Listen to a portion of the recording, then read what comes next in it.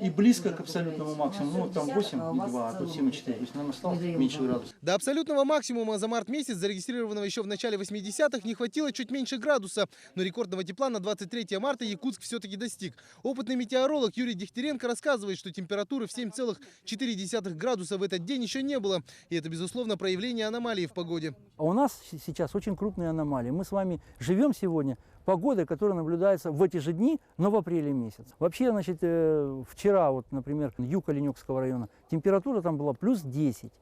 Плюс 10.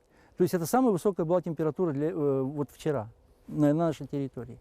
Впрочем, теплая погода может иметь и негативные проявления. Большая опасность поджидает горожан с крыш. На днях в одном из дворов груда снега, упавшая с кровли дома, разбила автомобиль, сильно помяв кузов транспорта. Но если в Якутске в этом году пострадала только машина, в регионах в реанимации оказался ребенок. В городе Ангарск двухгодовалую девочку увезли с тяжелыми травмами после падения наледи с крыши прямо на ее коляску. Администрацией принято решение о лишении лицензии этой компании. Тяжелые последствия, я думаю, должны ощутить на себе все участники этого процесса. Управляющие компании несут полную ответственность за снег на крышах многоэтажных домов. В их обязанности входит не только устранение наледей со зданий, но и предупреждение своих жильцов об опасности. Ну, ежедневный, даже бывает 2 раза в день мы делаем осмотр всех жилых зданий. Мы развешиваем объявления, где опасные зоны, чтобы не ставили машины люди, чтобы не проходили там. Наледи на крышах и дорогах пока не прекратятся. Синоптики предвещают в ближайшие дни похолодания. Плюсовая температура продержится еще ближайшие сутки. По словам синоптиков, с пятницы начнутся изменения. Пройдет